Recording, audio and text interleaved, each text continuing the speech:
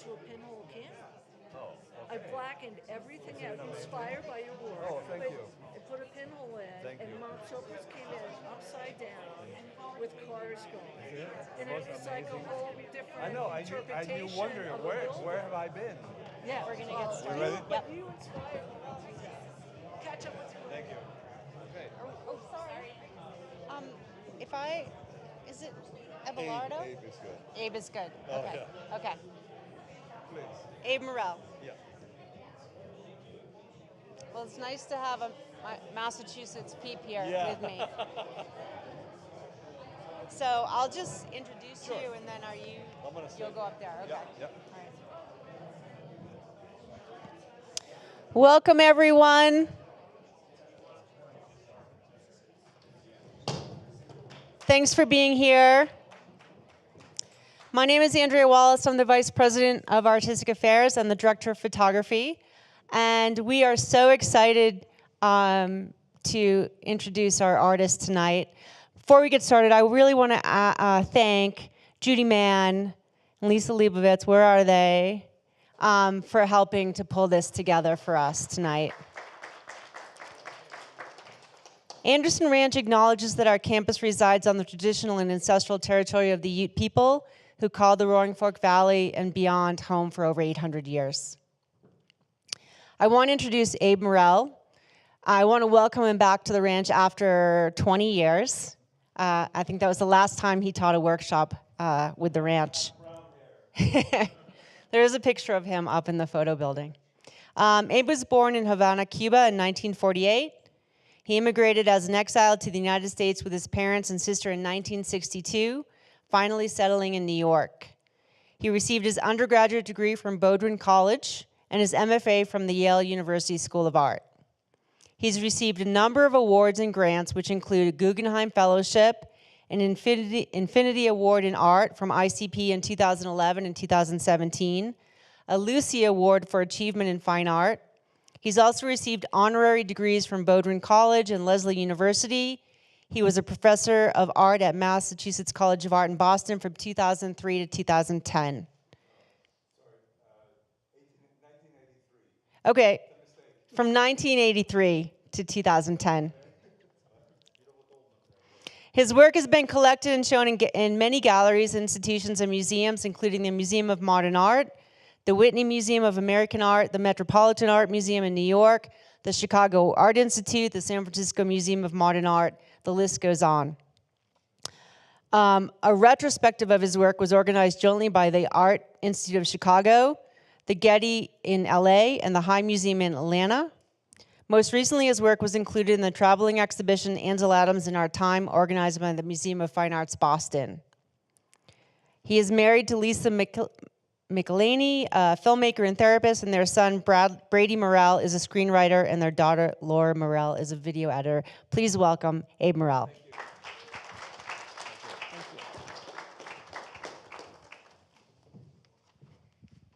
Do I need a mic? Yes. Oh, a lot of old people here. Is that great? Yes. Good. Thank you, Andrea. Pleasure to be here after I was here 20 years ago, so there was only one hut at the time, or one kiln. But I have a few people to thank. My whole project photographing in Colorado started in Denver, the Denver Art Museum. And Nancy Benson, who is a member of their board there, commissioned me to do some work in Colorado because the museum wants some pictures. Artists never talk like this. Eric Paddock, who is the curator of photography at the Denver Art Museum, is instrumental in this whole little arrangement, this commission. So at the Anderson Ranch, Andrea Wallace and Meriwether McClure have been amazing. I mean, I feel like I'm in a VIP, you know, just everything seems fully running here. So thank you. Also thanks to Lisa Leibovitz and Judy Mann for the kind support of my residency here. People who I know from other parts of the world, but thank you.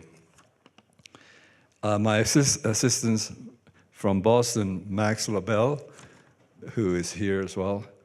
And honestly, without him, I wouldn't be able to do anything. Seriously. Part of it is because I'm now in the digital world.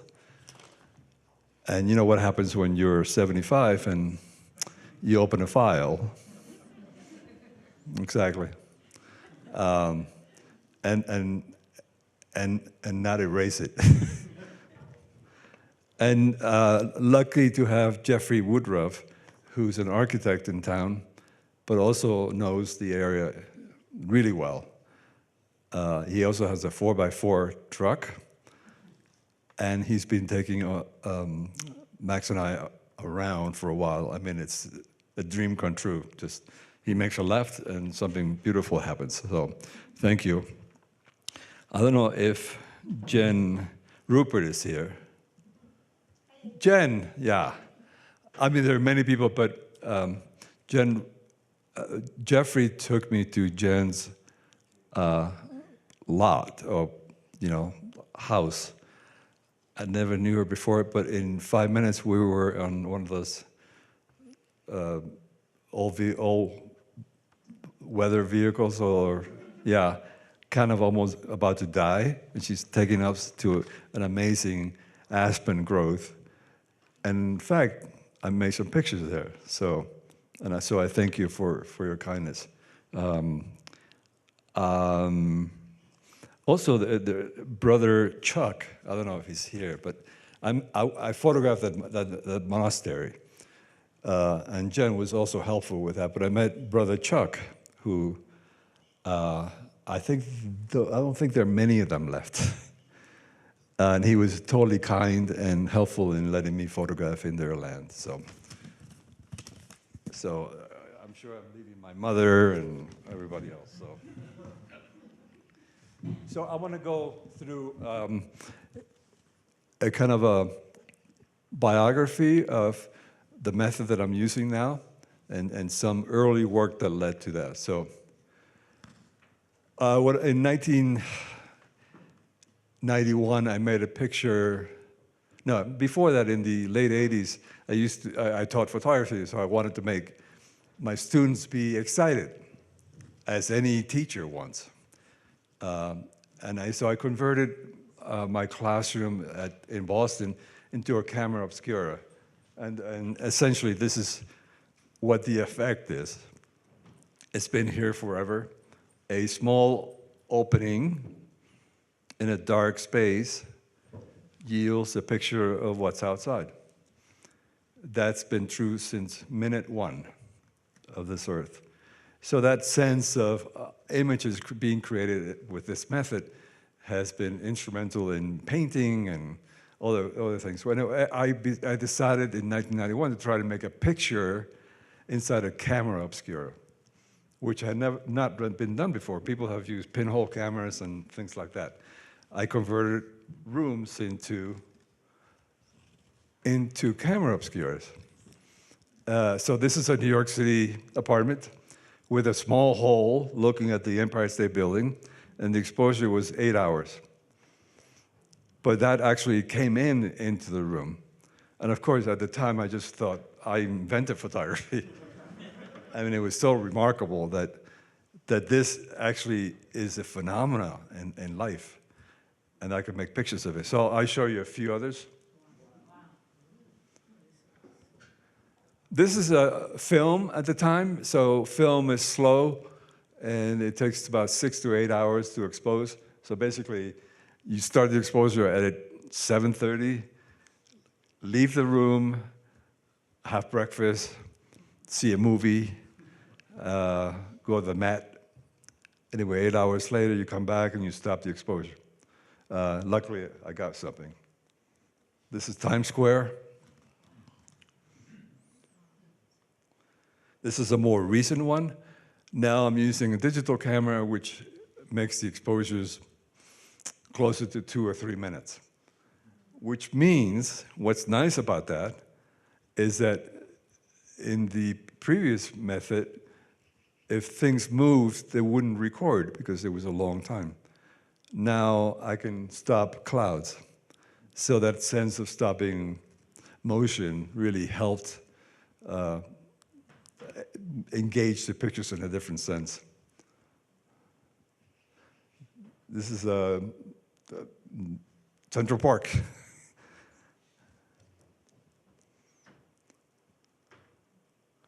So, and there are hundreds of them. I'm not going to bore you. But about 10 years ago, I'm always restless to see what the next thing might be. I thought that maybe it would be interesting to try to make camera obscura type pictures outside in the desert. And how would I do that? So I began to develop, research, notice how to make a device that can let me do that. And this is a schematic of what my early tent was like. So it's essentially a periscope optic looking at the ground, at the landscape, which then gets thrown on the ground. And then there's a camera in there photographing that. So essentially a landscape and ground, grass or stones or whatever. And I like the idea of these multiple experiences happening naturally, not some, Photoshop bullshit. So it took me to places, well, first of all, it was very tough. It was a big tent, and it was 150 degrees inside, and my assistant and I were there. So it worked, but it was kind of difficult. These are some of the pictures I made. No, not that one. That I made in national parks. As Andrew said, I was born in Cuba in '48, so I saw a lot of Westerns. I mean, I loved John Wayne and things like that. It was a vision of America that I had no idea about. So this is what I knew, I think, about America. So I went to a lot of national parks, including where Ansel Adams photographed a lot. Where's this? Yosemite, yeah. It's Cathedral Rock, right. So this is what it looked like. I got permits, by the way. It's not like some dude, trying to camp in there. So the result of that on grass was that. And it's an interesting way to try to photograph what's been photographed a million times, and you get bored. Okay, another Cathedral Rock, but there's nothing quite like that. So I wanted to reinvent a way of seeing things that we know. This is in Maine, frosty grass.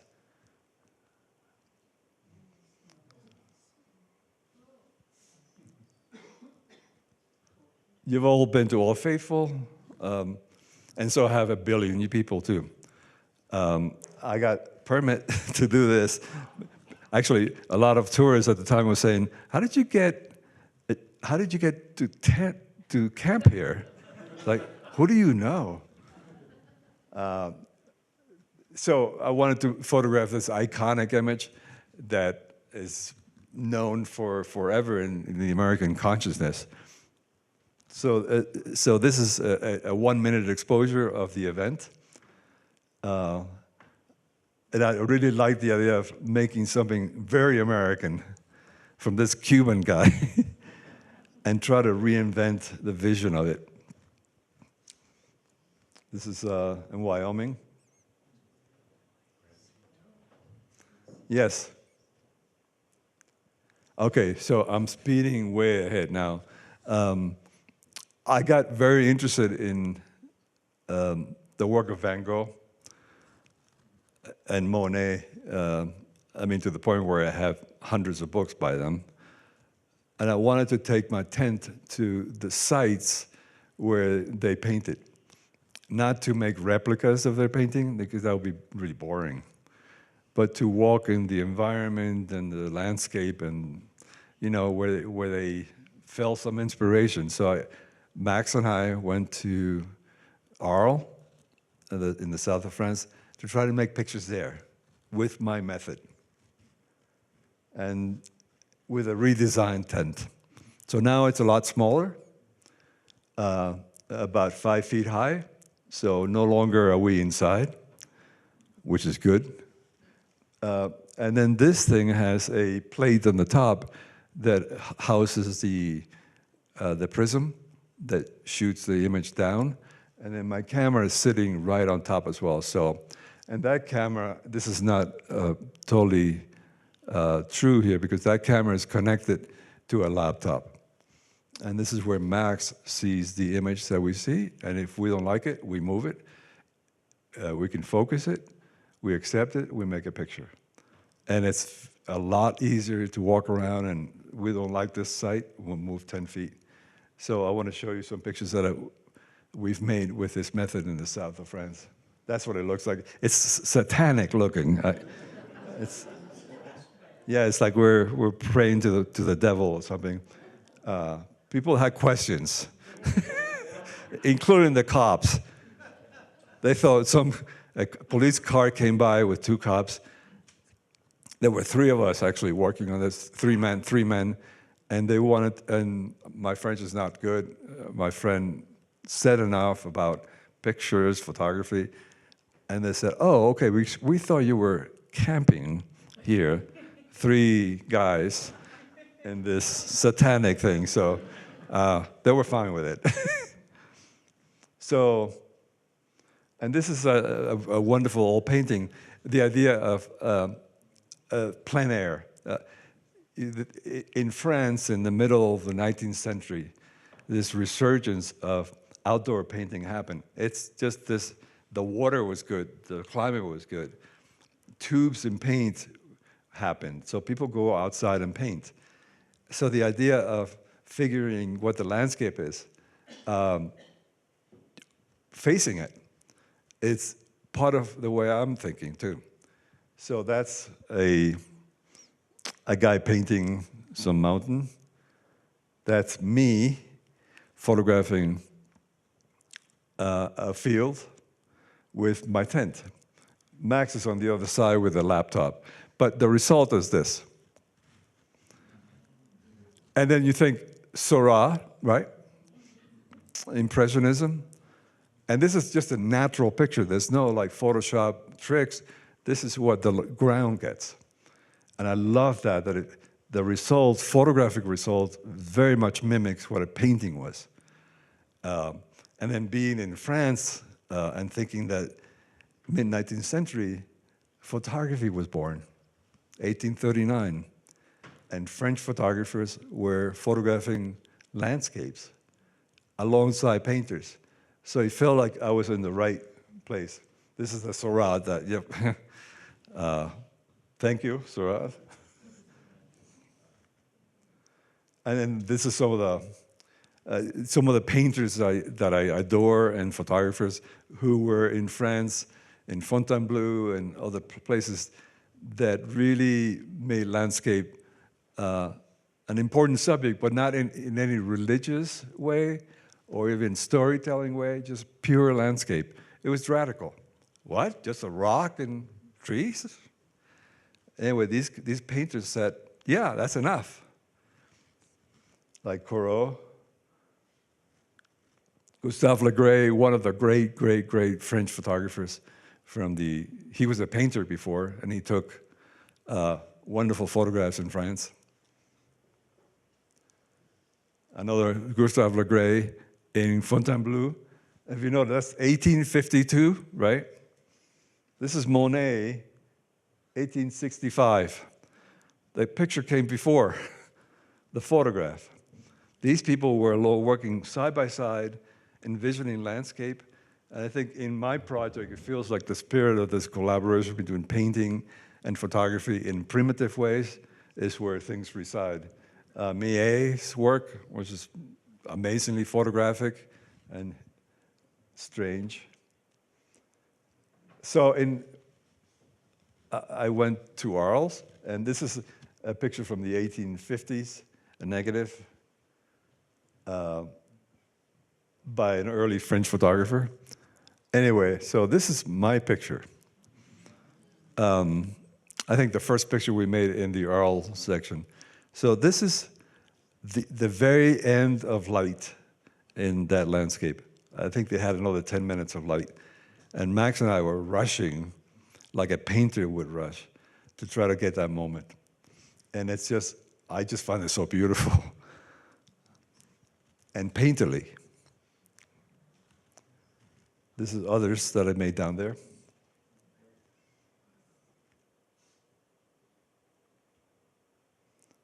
If this is not a Corot, I don't know what it is.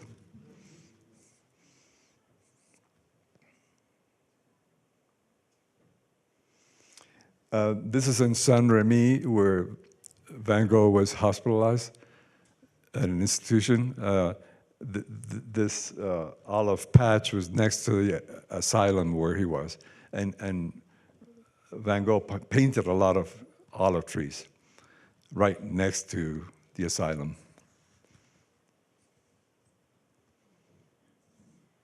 So this is the ground and the tree together. So you get this weird mesh of, leaves in the sky.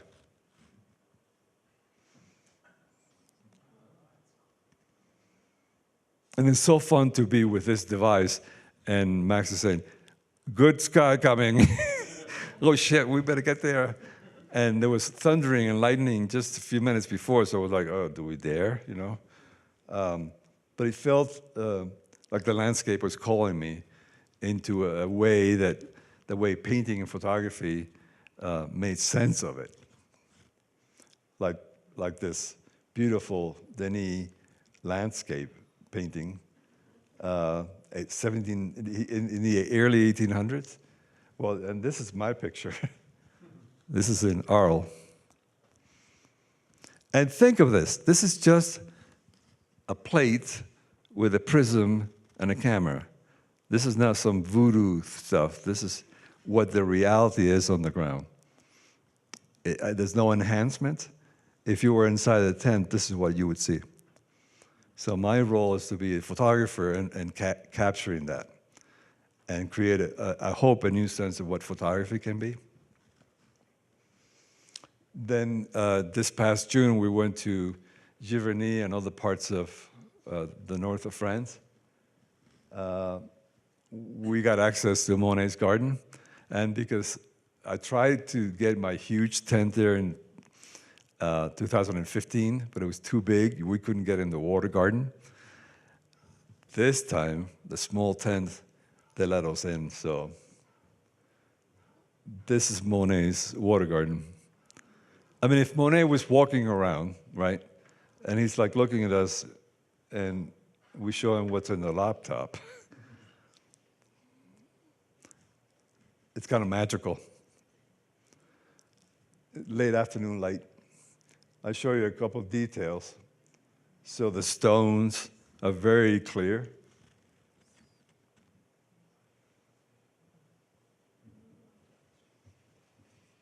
There's another one from the garden.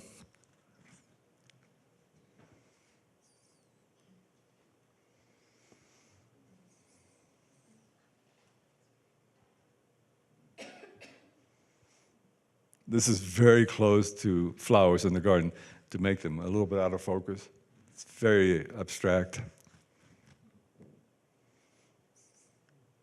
So pebbles combined with flowers on the ground itself too. The last day of shooting in France, my assistant Max had driven around scouting, and he found this beautiful field of poppies. And Max says, you got to see this. And of course we did. So this is a little video of that field. And Max and I attempting something.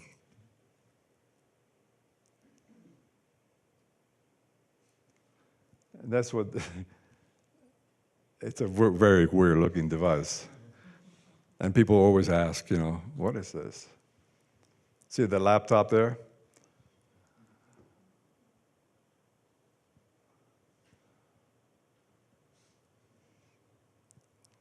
So that's the first attempt we made at that site.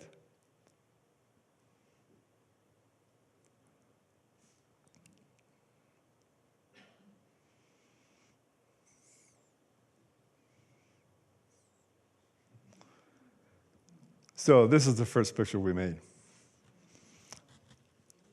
And at that point, in this last shoot near Giverny, this is where I felt like 1 foot was in painting, 1 foot was in photography.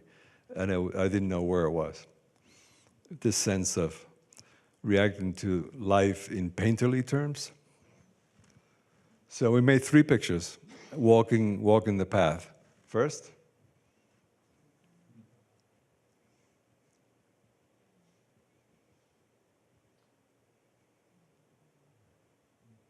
and that's the last picture we made in France. And I want to show you 3 pictures that I made, Max and I and Jeffrey made yesterday.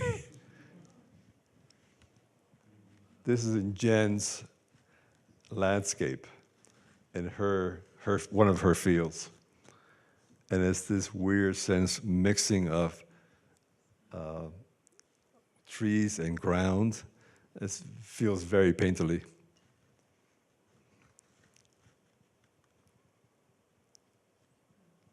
And this is just a nice hill with some clouds. This feels more like Monet to me.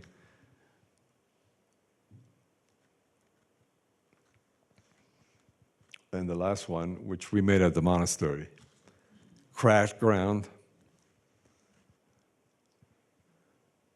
So the ground almost being like, I don't know, just an irritant to the picture, you know, just it's saying something else about what we're looking at.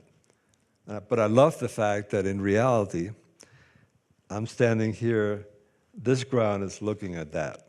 And that truth really feels rather important to me. Thank you.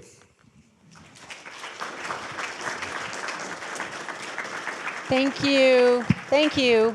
Thank you, Abe.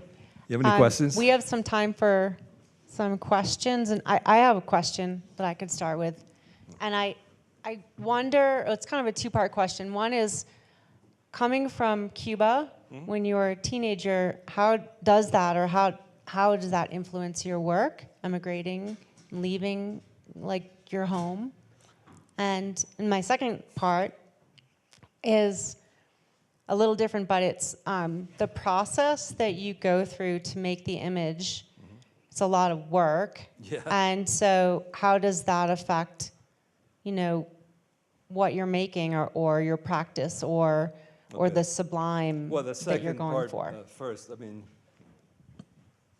someone at the camp, you know, I told him how I made the pictures, and you know, a man of a certain age, and in a nice, naive way, he said, "Well, you can do this in your pajamas in Brookline, Massachusetts, or Photoshop, you know." And I said, "Well, that's because that's bullshit. It's not the truth." And part of, at least the drive that I have, is to be present in what's being seen, and to be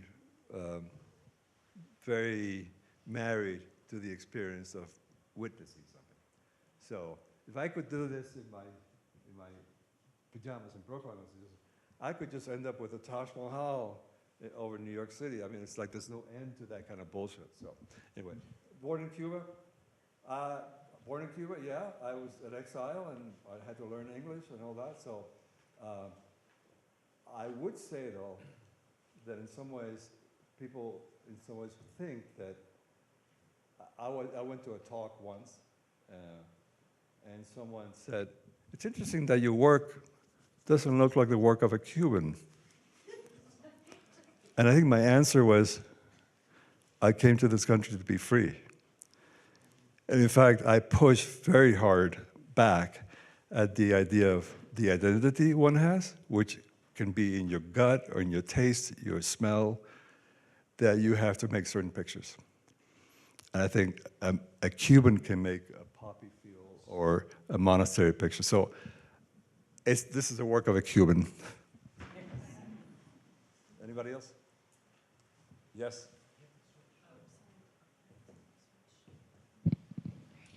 Just absolutely love your work. Thank you. And what's so interesting is that you're experiencing the ground, literally. So you want to be in the place, but on the ground. So, but my question was, do you search the ground as much as you're looking for the image that you want to? Do you look for stones and cracks and leaves? Are you framing that? Yeah, the beautiful thing, and I'm looking at stones. Right? No, oftentimes we find something I like, and then look for the ground, and oftentimes you find it. I mean, I've made a picture in Auvers where Van Gogh killed himself of a field on a parking lot, but the lines in the parking lot were quite beautiful. So the ground can take on different qualities, but I first look at what the scene is. Yeah. As the ground component of your piece, have you ever tried using pond ice?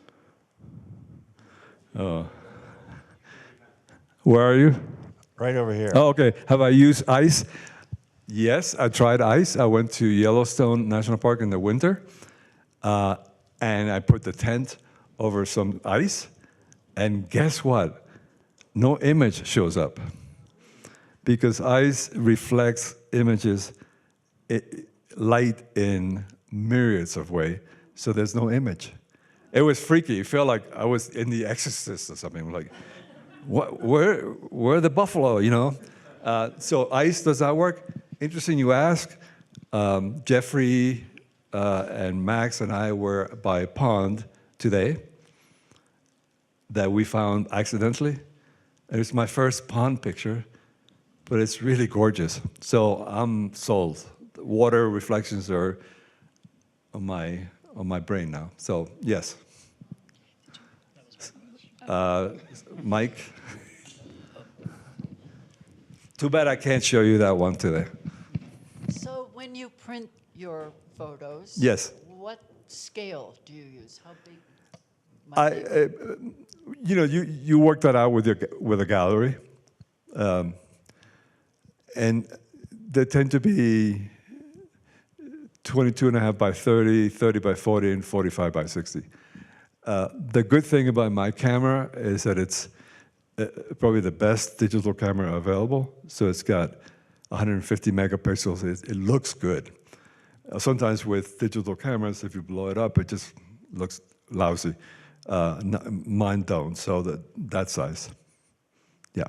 I think the Denver Art Museum is getting, because of their commission, they're getting 3 pictures for my.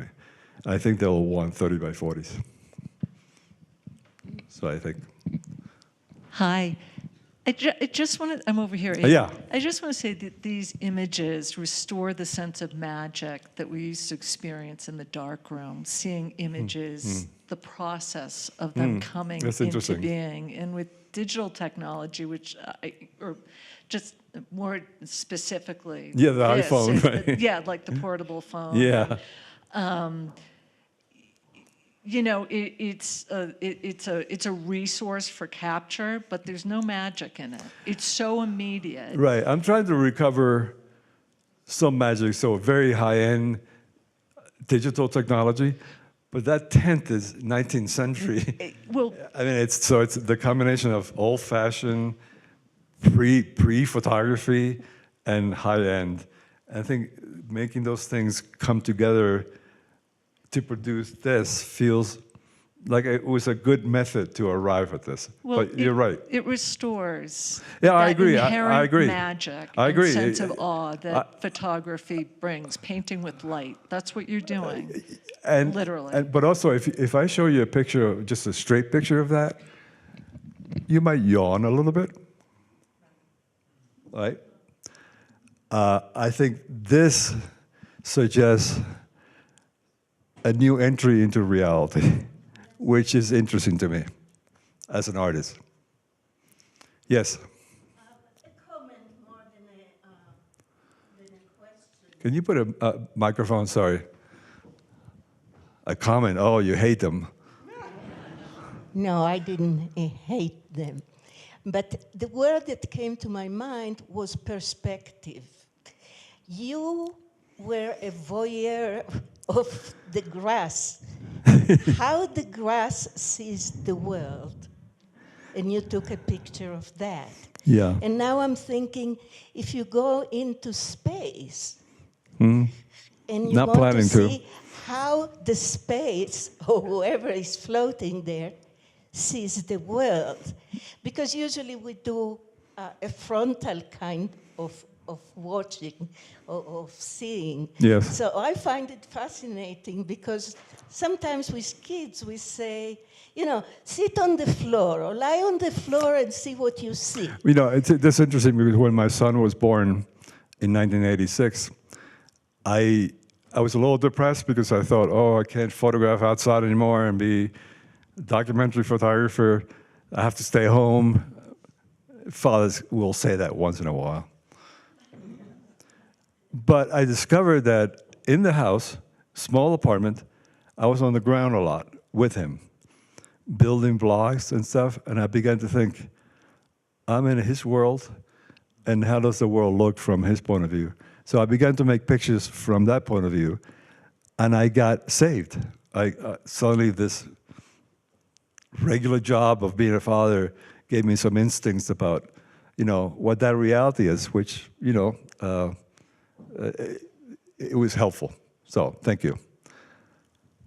Yes. I'm the guy who said, why don't you just do this in Photoshop? Oh, sorry. Sorry. No, so it's just, it's Do you get it absolutely now? phenomenal to be able to see your work. And I'm now sorry? it's phenomenal to see your work. And now I understand.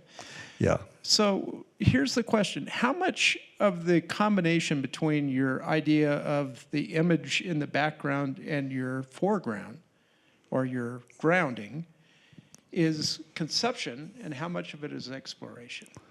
Or Well, the conception happened at some point in my brain a while ago. What if images landed on the earth instead of on a sheet of film? What if? So that was sort of a thought. But I think walking the landscape as Jeffrey and Max and I walk, it's always very interesting. Like we found an amazing pond today, just remarkable, a Shangri-La of a place. And of course, my neurotic self was like, amazing, but what ground, you know? So it was like, shit, what if there's no ground, you know, that looks right? And it becomes very neurotic. So that's work, that's looking. But the concept happened a long time ago. So, and that's how I found out that ice does not reflect. But ponds are way cool and beautiful. So I hope that answers it. Thank you. All right. Thank you, Abe.